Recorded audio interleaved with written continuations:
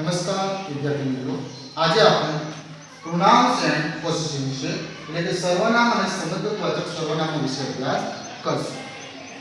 આઈ એટલે કે હું, યુ એટલે કે તું અને તમે, હી એટલે કે તે એ નર જાતિ માટે વપરાય છે.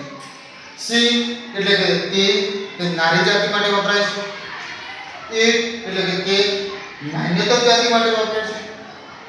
વી એટલે કે અમે, યુ એટલે કે તમે, ધે એટલે કે તેઓ.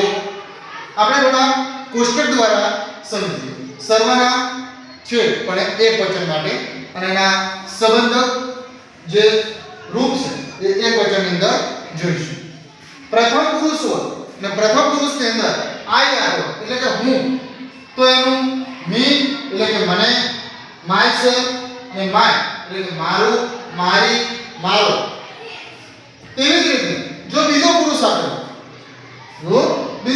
આપેલો હોય તો કે યુ, તું, તમે, યુ એટલે કે તને, તમને, યોરસેલ્ફ અને યોર એટલે કે તારું, તારી, તારો અને તમારો.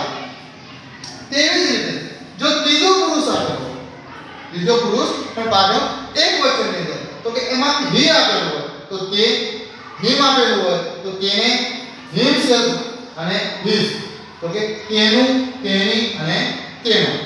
તેવી જ રીતે જો સે આપેલું હોય તો સ્ત્રીઓ માટે તો કે તે, હર એટલે કે તેને, હર સેલ્ફ, હર એટલે કે તેનું, તેની અને તેનું. તેવી જ રીતે ઇટ આપેલું છે તો કે તે એટલે કે તેને, ઇટ સેલ્ફ, ઇટ્સ, તેનું, તેની અને તેનું.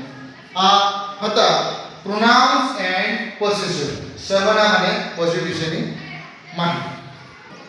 તો મિત્રો, આવા જ અંગ્રેજીની અંદર ટોપિક આપણી ચેનલ ઉપર અવારનવાર આવતા જ રહેશે. તો અમારી ચેનલને લાઈક, શેર અને ફોલો કરતા રહેવાનું. Thank you. આભાર.